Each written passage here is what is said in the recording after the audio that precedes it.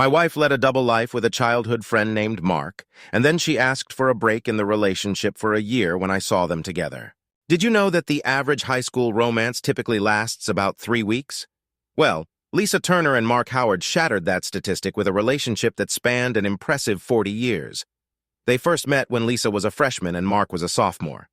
From that moment on, they were inseparable. Their love was genuine, almost legendary, and it withstood the test of time without losing its luster. Interestingly, Lisa and I were married for around 30 of those years, and during that time, I truly believed our happiness was real. Our marriage was fulfilling, and the birth of our daughter Emma only strengthened our bond. Generally, I felt content during those years. Allow me to introduce myself and share some background on this significant part of my life. I am David Mitchell, and Lisa has been my devoted wife for nearly 3 decades. As I mentioned, Lisa and Mark were high school sweethearts, and yes, she lost her innocence to him. It's well known that most high school romances eventually fizzle out, but theirs seemed more like a pause. Since Mark was a year ahead in school, he aspired to build his wealth after graduation to marry Lisa. This was a story my wife often recounted throughout our marriage. After high school, Mark took a job on a pipeline in Alaska with his uncle, which marked the beginning of complications. Mark stopped writing shortly after arriving, leaving Lisa alone during her senior year. She briefly dated a guy named Sam, but her heart was still set on Mark. Despite Lisa's patient waiting, Mark remained absent and silent. It turned out he found fulfillment in the pipeline work and adopted a somewhat nomadic lifestyle, believing that Lisa was still waiting for him to return wealthy and sweep her off her feet. However, life goes on, and nothing stays the same. Lisa moved on, pursued higher education, earned her degree, and met me at a party when she was 24. Though I was a bit older at 29, we complemented each other well. I fell for her instantly and believed she felt the same about me. Our marriage was mostly typical, except for a hiccup 2 days before our wedding when a letter from Mark arrived asking Lisa to meet him. Thankfully, Lisa's mother stepped in, advising her to focus on her new life and not waste time on Mark. After some emotional moments, during which I feared she might call off the wedding, she married me and became Mrs. Lisa Mitchell. By the time Mark resurfaced, we were already on our honeymoon, and in his despair, he apparently enlisted in the Marines. After our honeymoon, we settled into our new routines with Lisa working as a nurse and me as an insurance adjuster for a major company. While our marriage remained strong, there was a recurring issue. Mark began texting Lisa, and she responded willingly. When I questioned this, she became defensive, insisting he was just an old friend who needed support. I was aware of their correspondence and her reciprocal letters. Despite efforts from both her family and myself, she persisted until news arrived that he had married someone at his station, ending their communication and restoring my peace of mind. Over the next 3 years, she received just 3 Christmas cards from Mark, and that was the extent of it. During this pause in communication with Mark, our daughter Emma was born. With our newborn in tow, Lisa and I worked diligently to build a home and farm to provide Emma with a good life. Those were indeed good days, and we worked together harmoniously to raise our child. However, as often happens, a disruption arose. One day, Lisa received a letter from Mark. Although she never discussed it, I noticed our stamp consumption increasing, leading me to conclude she had resumed correspondence with him. Despite this, I chose to overlook it, considering his duty to protect democracy while I ensured my family's well-being. If they chose to write to each other, I deemed it their business, regardless of my sentiments. Eventually, Lisa began sharing tidbits she had gleaned from Mark. He had divorced his first wife, but remarried, seen combat, and was apparently highly decorated. While I listened with only partial attention, Lisa spoke with pride about her former Marine. I gently corrected her, reminding her he preferred to be called a Marine, not a soldier. Lisa chuckled sweetly and remarked that she should be cautious. Watching her discuss him saddened me, yet I hoped she would move on and focus on our family. Unfortunately, that day never came. Mark had served in the Marines for 30 years, experienced 3 marriages and divorces, and garnered enough medals to rival General Patton. I realized with dismay that while Mark had become more charming to my wife over the years, I had simply grown older and more predictable. My only solace was the hope that Mark, upon discharge, would settle far from us. Regrettably, that was not the case. Our daughter Emma is now a grown woman, married to a wonderful man named Michael Foster. Even more delightful news is that they are expecting their first child. At 60, I eagerly anticipate reaching the milestone age of 65 when I can retire and enjoy my remaining years in peace and tranquility. Lisa still looks as radiant as ever and has the ability to make my heart skip a beat. Little did I realize that the peace in my life would soon be shattered. One Thursday, upon returning home, I found Lisa dressed impeccably, informing me of a dinner reservation at 7. Initially perplexed, I searched my memory for any forgotten anniversary or birthday, only to realize that was not the case. So I went along with it, heading to our bedroom to freshen up and attempt to match Lisa's elegance. Dinner was fantastic, and the restaurant was crowded, leading me to suspect Lisa had more on her mind than just enjoying the food. As we neared the end of our meal, I leaned in and told her to spill it because I was in a good mood and wouldn't make a scene. One of my quirks is that I never lose my cool in public. Years in the insurance industry have trained me to keep my composure, a habit that's carried into my personal life. Lisa knew this well, so whenever she had troubling news, she'd choose a public setting to deliver it. Tonight, something felt off just by looking at her face. After 30 years together, you get good at reading your partner. I had a sinking feeling tonight, convinced something would ruin my evening. Finally, with evident hesitation, she told me that Mark was back. Instantly, a wave of nausea hit me, though I knew it wasn't the food. I stared at her, waiting for more details, but Lisa just gazed back at me with a somber expression. When I asked for clarification, she explained that Mark had been discharged from the army and bought a house 2 streets away from us. My anxiety spiked, and I interrupted, asking if he was moving in with his 3rd wife. She replied quietly that he was divorced again and had lost part of his pension because of her. Trying to contain my anger, I muttered that this was too much. Some nearby diners glanced our way. My frustration wasn't about Mark losing his pension, but because he had moved so close, and I needed to understand why. I pressed on, asking Lisa if she had met up with Mark. Her face gave me the answer she didn't even respond when I followed up. She admitted that he came by our house to tell her they were now neighbors. My heart pounded as I continued questioning, fearing the worst, and asked if she had slept with him. Her expression revealed everything before she admitted she had, but claimed it wasn't what I thought. I glared at her, almost growling, and told her I believed my wife had cheated on me and demanded an explanation. She said that Mark needed her, seemed lost, and was struggling with anxiety from the divorce. She admitted she still loved Mark, too. There it was. My wife had slept with Mark, using his PTSD and divorce as a way back into her heart and bed. I looked her straight in the eye and said firmly that the damage was done and we could work through it, but she couldn't sleep with him again. She tearfully replied that she couldn't promise that because she loved him and he needed her more than I did. Hearing that was devastating, but a public restaurant wasn't the place for our private drama. I signaled for the bill. 10 minutes later, we were in the car heading home when I brought it up again, asking how she could be with him, knowing she was married and reminding her of our vows from nearly 30 years ago.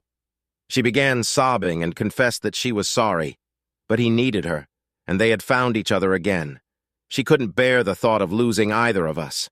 I was at a loss for what to say or do to make her let him go.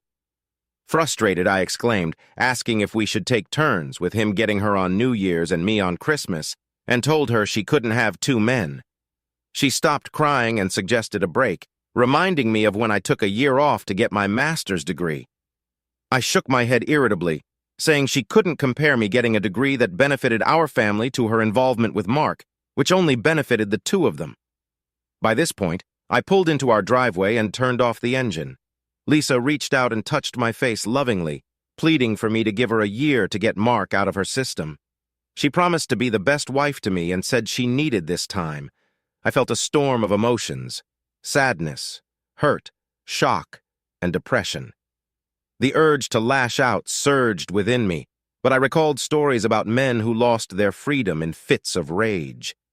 I reluctantly agreed, but insisted she shouldn't expect my approval, and that I didn't want to see or hear from her for the entire year, warning that she might have no one to come back to. I hoped my strict conditions might deter her, but it seemed futile. She appeared deaf to my words, agreeing and kissing my cheek, expressing gratitude and assuring me I wouldn't regret it. I shook my head, telling her it was too late, and I already regretted it. That night she wanted to be close, but I ignored her. The thought of her with Mark made me feel sick, and I couldn't bear the idea of physical closeness. As we prepared for bed, I took a pillow and informed her I'd sleep in the guest room. I noticed this deeply hurt her, and part of me was glad, hoping she might reconsider.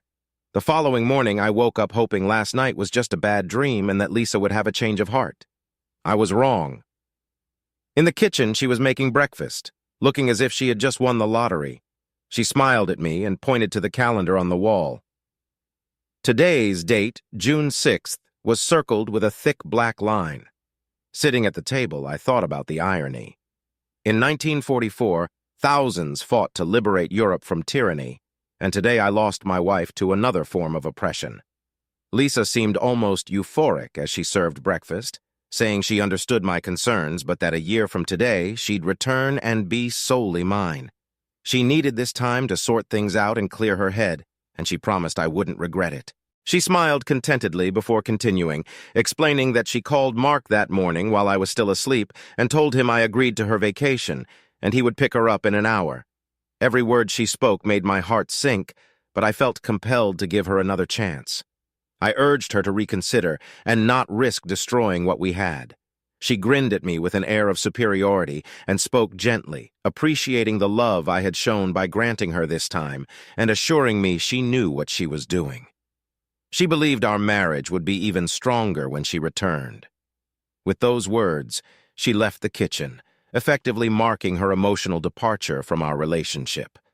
Despite the tasteless meal, I forced myself to finish eating and then went to get dressed. Entering our bedroom, I was met with the sight of Lisa's 3 large suitcases, all packed and ready. She smiled at me with a mix of affection and determination and asked me to take the bags to the porch for Mark. I stared at her in disbelief before refusing. Her face registered shock at my refusal. I continued, adding that if she was determined to throw away 30 years of marriage, she and that man could carry the bags themselves. I wouldn't help in this ridiculous endeavor. Lisa seemed on the verge of tears before snapping back, defending Mark as a wonderful man and a hero who served our country. I turned away, muttering about working 5 days a week to provide for her and our daughter. Lisa struggled to haul her luggage downstairs, glaring at me with every trip. Soon after, a car pulled up, and a man I assumed to be Mark started loading her bags. Lisa called out to him, saying she'd be right there, then came back to say goodbye. We stood facing each other awkwardly until I broke the silence, reminding her of the terms and that there should be no contact for the entire year.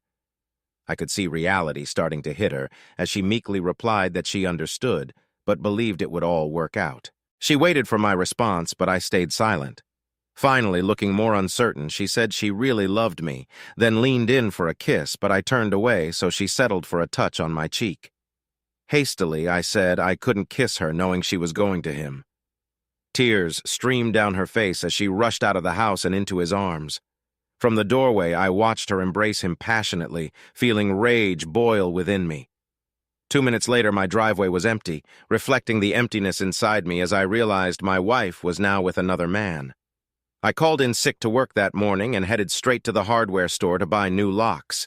I spent the entire morning changing every lock on the house and updating the security codes. This task kept me busy and distracted, but once I finished, the sadness crashed over me like a tidal wave. In my despair, I did what many do. I turned off our home phone and started drinking heavily. Though I hoped to numb the pain of losing Lisa, it was a futile effort.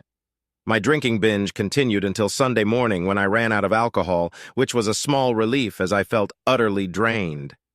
I finally went to bed and fell into a deep, troubled sleep, only to be awakened by persistent knocking. Groggy, I stumbled around to find my daughter Emma at the door. When I let her in, she looked horrified by my disheveled state and the strong smell of alcohol. Emma was concerned and guided me to the kitchen, insisting I needed coffee and food before I could explain what had been happening. An hour later, with food in my stomach and a cup of coffee in my hand, I told her everything I knew about her mother and Mark. Her reaction was one of utter shock. She couldn't believe that her mom was taking a year-long break from our marriage to rekindle things with her high school boyfriend. Emma asked about my plan, and I told her I was calling in sick again the next day and consulting a lawyer. Emma looked heartbroken and suggested that maybe her mom was having a mental breakdown. I honestly didn't know. Emma stayed with me for several hours, even preparing dinner before she left. She kissed me goodbye and apologized again before departing, explaining that her mom had called and asked her to check on me. I felt terrible on Monday, but had a meeting with a lawyer. My suspicions about Lisa were confirmed.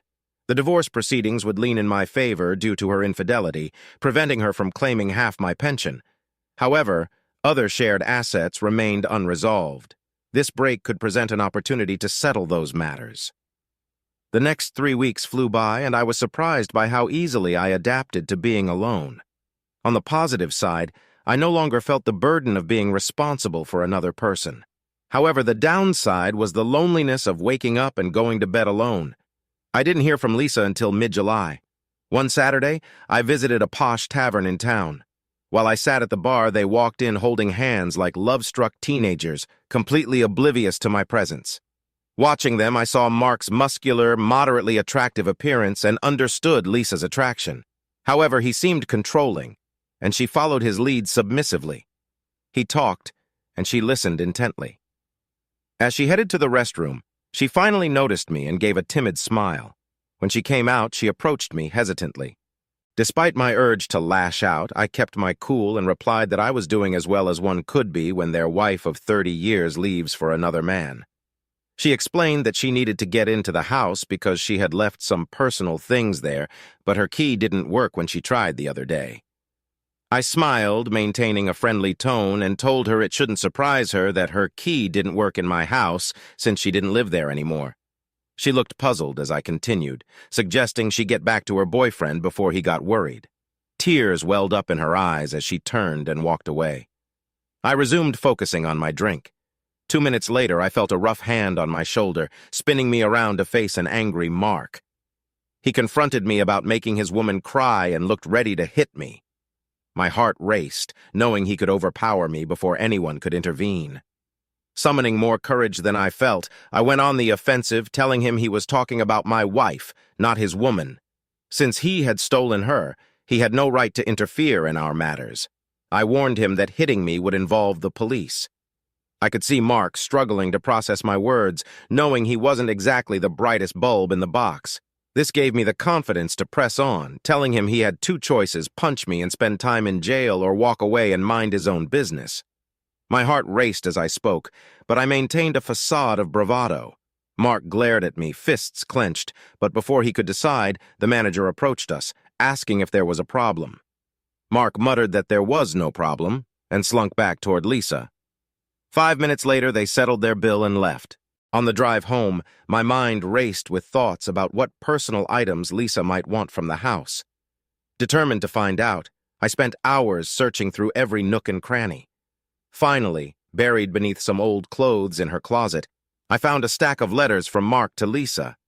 As I read through them, it became clear that their affair had been brewing for years. One letter, dated 5 years earlier, comforted Lisa, saying he missed her, and that when he came back, they'd be together, and she would have to find a way to get rid of her weak husband. Reading through the letters felt like leafing through a tawdry romance novel. Many detailed their plans or reminisced about their high school days. By the time I finished, it was evident that life without Lisa was going to be simpler, albeit lonelier. I didn't hear from Lisa until my birthday on September 1st. Coming home from work, I found a covered dish and a birthday card on the porch. Bringing them inside, I saw she had made my favorite stew. The card read, "Happy birthday, David," with a note inside. She explained that she knew we weren't supposed to communicate, but she couldn't ignore my birthday. She dreamed about us every night, and by the end of this year, she promised she would be mine again and that he would be gone. She pleaded for me never to stop loving her or abandon us. My daughter Emma had been keeping a close eye on me since Lisa left. She called me on my birthday. After some small talk, she got to the point, reminding me of her due date in 3 weeks. I assured her I hadn't forgotten and was thrilled about the birth of our first grandchild. There was a brief pause before Emma continued, explaining that she and Michael had dinner with Mom and Mark the previous night. She informed me that her mom wanted to be there when the baby was born and wanted Mark to be there too. She asked if I could make an exception to our no-contact rule for her. The news that Emma and her husband had dined with them stunned me, but I didn't want to ruin the occasion of my first grandchild's birth. I reluctantly agreed, but Emma immediately corrected me, asking me to stop calling him and explaining that he wasn't a bad guy and made her mom happy. She hadn't seen her mom this joyful in years. Anger surged through me as I remembered the strong words Emma's grandmother had for Mark years ago, and I expressed my frustration, feeling that he was tearing our family apart. Emma quickly responded, apologizing and explaining she didn't mean it that way.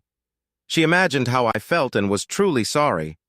I coldly told her to forget about it and made an excuse about having something in the oven. Emma said she loved me and hung up.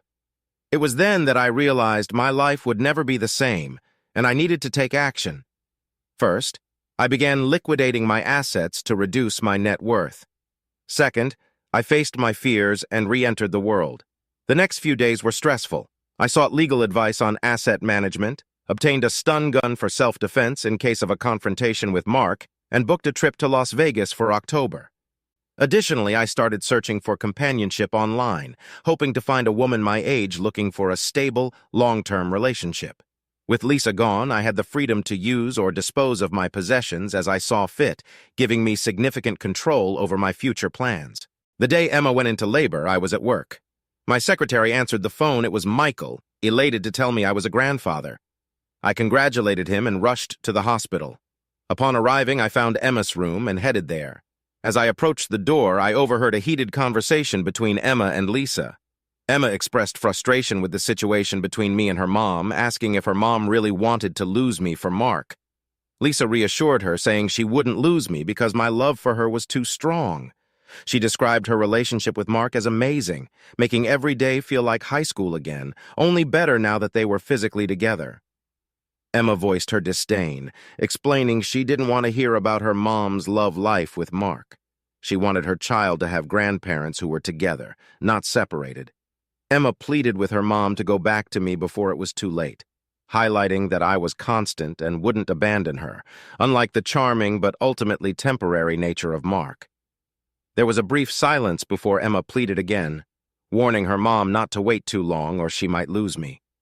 Lisa confidently told Emma not to worry about me and her, believing that when she was done with Mark, I would welcome her back with open arms.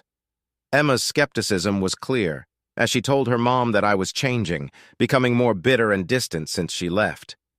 She questioned if her mom was really willing to throw away 30 years of marriage for a high school fling. Having heard enough, I stepped into the room with a forced smile and congratulated Emma on her new son. I hugged her, deliberately ignoring Lisa. Lisa glared at me, but Emma beamed and asked if I had seen the baby yet. I replied that I hadn't and had come to check on her first. Tired of the tension, Lisa spoke up, acknowledging the passing of time since we had brought our baby home and now had a grandchild. I glanced at her, still holding Mark's hand, and walked out without a word. She looked confused as I left them standing there. October arrived, turning out to be the best month I had experienced since Lisa left. I took a trip to Vegas, initially planning to lose some money at the tables as an excuse to diminish our shared assets. However, the trip took an unexpected turn when I met Hannah, a sophisticated woman in her 50s. She explained that many men seek the company of an older woman, and in my case, she was right. Hannah was expensive, but she made me feel more alive than I had in years. For the first time since Lisa left, I didn't miss her at all. Hannah was not only skilled in bed, but also genuinely interested in me. She asked about my soon-to-be ex-wife and her new partner, and by the end of the night, she knew almost as much about my life as I did. Moved by my story, she gently touched my face before leaving, telling me I was a good person and that my wife had no idea what she was losing. She urged me not to let Lisa's actions change who I was and offered to see me again if I ever returned to town. My trip to Vegas and Hannah's words left me more introspective than ever. Reflecting on what she said, I realized she was right. Despite Lisa's 3 decades of being a devoted wife and mother for her betrayal, I couldn't let this marriage break me. Upon returning from Vegas, I instructed my lawyer to start drafting the divorce papers. Additionally, I decided to dig deeper into Mark Howard's background. Following my lawyer's advice, I hired a private investigation firm to look into his past from high school to the present. Despite the firm's hefty fees, I didn't hesitate, knowing that half the expenses would be covered by Lisa's share. Confident in the firm's thoroughness, I expected to have all the information I needed before Christmas. I also approached my boss about transferring to another branch of our company.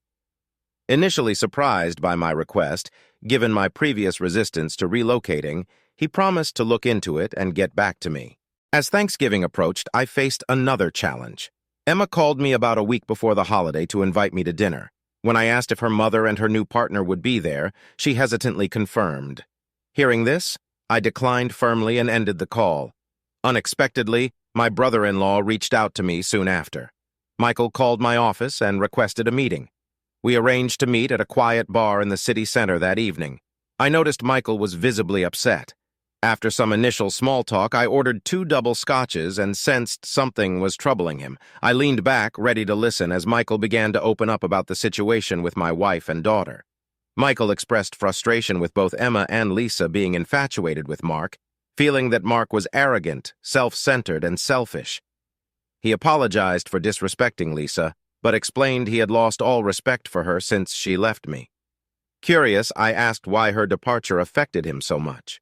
Michael revealed that his own mother had cheated on his father, leading to his parents' split and his father's descent into alcoholism, ultimately ending with his mother's death in a car accident with her lover. He despised cheaters and couldn't stand Lisa anymore, though he pretended for Emma's sake. He was worried about the potential impact on Emma, fearing she might be tempted to stray, too, if her mother kept praising her affair. I had never heard about Michael's parents before and felt deep sympathy for him. Yet, I was intrigued by his concern. He mentioned being worried about the saying like mother, like daughter, and questioned how long before Emma might follow in her mother's footsteps. I understood where he was coming from and assured him I had some surprises up my sleeve and that things might start to change in the new year. I hinted at plans to make Christmas special for him and Emma, though not for others. Michael's smile appeared for the first time since we sat down, and he tried to extract more information from me without success. As we wrapped up, I reminded him he had forgotten to try to persuade me to come to Thanksgiving. Michael's smile widened as he invited me, but I shook my head, declining but appreciating the invite. Emma called twice more before Thanksgiving, pleading for my attendance until I finally put my foot down, reminding her of the no-contact rule her mother and I had agreed upon. I explained I'd already broken it once for little Thomas's birth, but wouldn't break bread with them. The holiday came, and I had a frozen dinner. I felt lonely and sad, but it was better than watching Lisa and Mark exchange affectionate looks. December arrived, bringing the prospect of another family holiday, which I dreaded. However, I knew it would be the last one I had to endure. December turned out to be quite eventful. Firstly, the company offered me a position in Spokane, Washington, starting in January, and I accepted it. Secondly, the private investigator's report on Mark Howard came through, and it was eye-opening. Mark had a history riddled with infidelity. 3 ex-wives had divorced him due to his cheating ways, and he had children from multiple women, each requiring child support payments. His last wife had taken half his pension in their divorce, and he had been demoted from an E8 to an E6 in his final year in the Corps. In short, his financial and moral standing was far from exemplary. The best part was that Lisa would receive her divorce papers on the first business day after Christmas. The holiday spirit was truly kicking in for me. I called Emma to discuss Christmas plans, and once again she insisted on a family gathering. When I asked if Mark would be attending, Emma got upset, telling me I needed to accept that he was part of the family now. Reluctantly, I agreed for the child's sake. Emma seemed genuinely pleased, though I doubted it would make everyone happy. As Thanksgiving approached, I faced another challenge. Emma called me about a week before the holiday to invite me to dinner. When I asked if her mother and her new partner would be there, she hesitantly confirmed. Hearing this, I declined firmly and ended the call. Unexpectedly, my brother-in-law reached out to me soon after. Michael called my office and requested a meeting. We arranged to meet at a quiet bar in the city center that evening. I noticed Michael was visibly upset. After some initial small talk, I ordered 2 double scotches and sensed something was troubling him. I leaned back, ready to listen, as Michael began to open up about the situation with my wife and daughter. Michael expressed frustration with both Emma and Lisa being infatuated with Mark, feeling that Mark was arrogant, self-centered, and selfish. He apologized for disrespecting Lisa, but explained he had lost all respect for her since she left me. Curious, I asked why her departure affected him so much. Michael revealed that his own mother had cheated on his father, leading to his parents' split and his father's descent into alcoholism, ultimately ending with his mother's death in a car accident with her lover. He despised cheaters and couldn't stand Lisa anymore, though he pretended for Emma's sake. He was worried about the potential impact on Emma, fearing she might be tempted to stray too if her mother kept praising her affair. I had never heard about Michael's parents before and felt deep sympathy for him. Yet I was intrigued by his concern. He mentioned being worried about the saying like mother, like daughter, and questioned how long before Emma might follow in her mother's footsteps. I understood where he was coming from, and assured him I had some surprises up my sleeve and that things might start to change in the new year. I hinted at plans to make Christmas special for him and Emma, though not for others. Michael's smile appeared for the first time since we sat down, and he tried to extract more information from me without success. As we wrapped up, I reminded him he had forgotten to try to persuade me to come to Thanksgiving. Michael's smile widened as he invited me, but I shook my head, declining but appreciating the invite. Emma called twice more before Thanksgiving, pleading for my attendance until I finally put my foot down, reminding her of the no-contact rule her mother and I had agreed upon. I explained I had already broken it once for little Thomas's birth, but wouldn't break bread with them. The holiday came, and I had a frozen dinner. I felt lonely and sad, but it was better than watching Lisa and Mark exchange affectionate looks. December arrived, bringing the prospect of another family holiday, which I dreaded. However, I knew it would be the last one I had to endure.